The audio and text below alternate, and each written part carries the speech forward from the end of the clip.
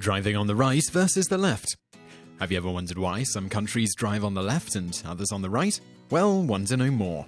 The origin of this practice varies based on the time period and the country, but primarily throughout history, people used the keep left rule. Only until very recently did the world predominantly switch to keep right. The first real archaeological evidence of a keep left or keep right type rule for a road originates in the Roman Empire, which shouldn't be surprising as they built a lot of massive, well-trafficked roads spanning Europe and thus would have needed to establish certain rules governing how people were to interact on the roads. So, which side did the Romans use? Archaeological evidence suggests it was common for the Romans to drive on the left side of the road. One confirmation of this was discovered in 1998, where a Roman quarry in Swindon, England, had grooves in the road going away from the quarry on the left side that were significantly deeper than those on the right, due to the added weight of the stone. It is not precisely known why they would have chosen this side, but it is probably similar to one of the main reasons this practice continued into the Middle Ages.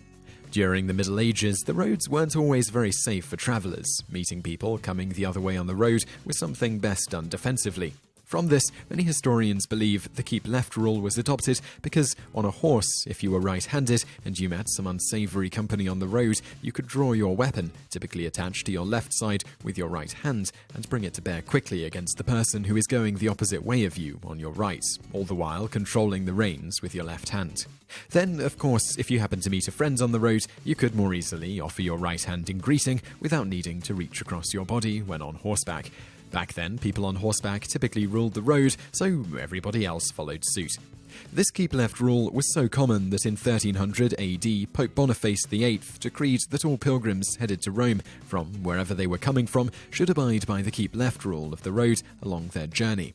This held across most of the Western world until the late 1700s. The switch to the keep right rule occurred in the 18th century, when teamsters in the United States would drive large wagons with a team of horses, as the name implies. These wagons tended to dominate the streets and forced everybody else to abide by the rule of the road the teamsters were using. Very importantly, in many of those old, large American wagons, they did not include a seat on the wagon for the driver. Rather, the driver would typically sit on the rear leftmost horse when the driver was right-handed. This allowed him to easily drive a whole team of horses with a lash in his right hand. This forced the issue of having oncoming traffic on your left side, as the drivers would want to make sure that no part of their team or wagon collided with oncoming traffic. When sitting on the rear leftmost horse, this was much easier to do when using a keep right rule of the road. Gradually, this system spread so that by the late 18th century, the first laws concerning this in the United States were passed, starting in 1792 in Pennsylvania, where the rule of the road was now officially a keep right rule. This quickly spread throughout the United States and Canada. So how did this spread through Europe? It started with France. The reason why the French switched to a keep right rule instead of the traditional keep left rule aren't completely clear. Some say it is because the French revolutionists didn't want anything to do with something a pope had decreed.